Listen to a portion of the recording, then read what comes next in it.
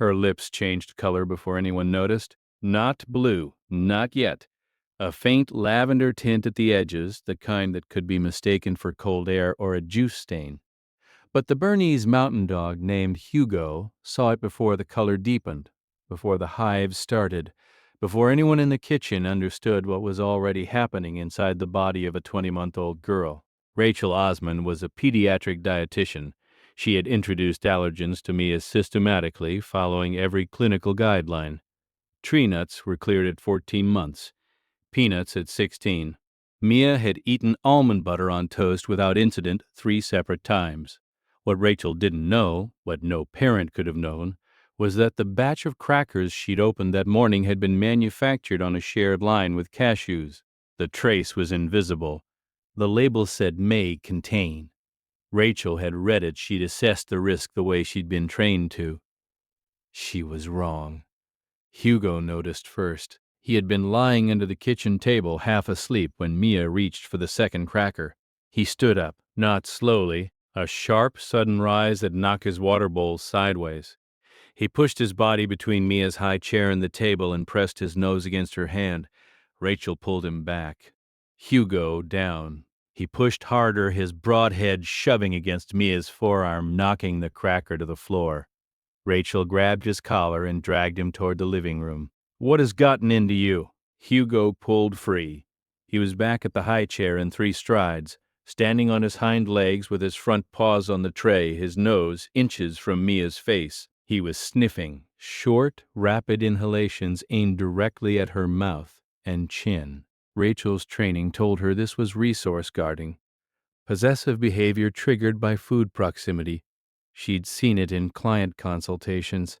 Dogs that couldn't tolerate children eating near them. The intervention was clear. Separate, redirect, consult a behaviorist.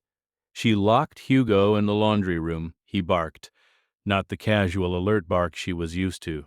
A sustained, high-pitched sequence that didn't stop. She could hear his nails scraping the door. Mia ate the second cracker, then a third.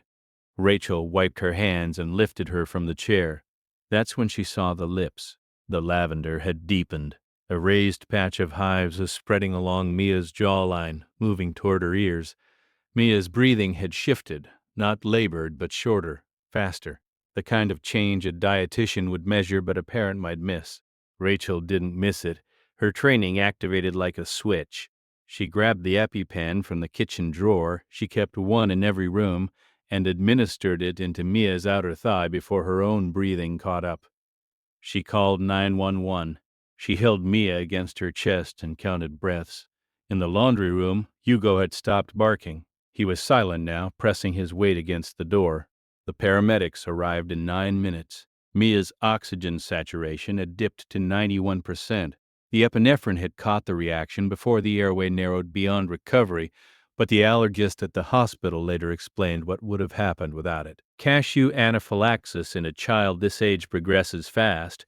The window between first symptom and airway compromise can be as short as 12 minutes. You had the pen ready. That's why she's fine. Hugo had reacted 4 minutes before the hives appeared. The lip color change, the one she hadn't noticed, had started moments before that.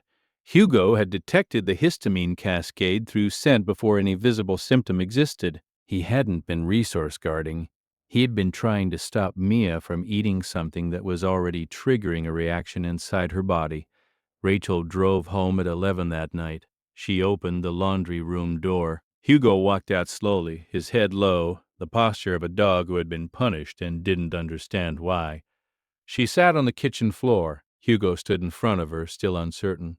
She reached out and put both hands on either side of his face. "I'm sorry." Hugo leaned into her hands.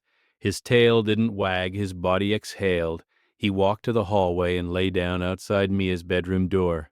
"If you're here for stories about what animals sense before we do, subscribe. You're in the right place." Rachel called the allergist the next morning. The Cashew-specific IgE test came back at 47 KUL, class 5. Severe. The 3 previous exposures to tree nuts had been almonds and walnuts. The cashew pathway was entirely separate. Mia's body had been building sensitivity in silence. Hugo had known. Not the science, not the numbers, but the smell of a body beginning to fight something it couldn't survive.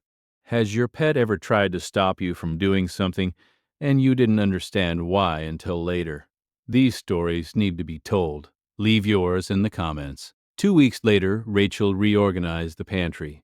Every item with a shared line warning went into a locked upper cabinet.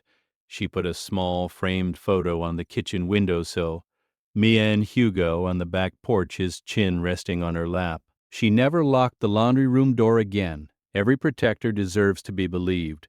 If these stories stay with you, subscribe so you never miss the next one. That night, Rachel checked on Mia one last time before bed. Hugo was already there. Lying across the threshold, one paw extended into the room, his eyes open in the dark. He wasn't sleeping. He was counting her breaths.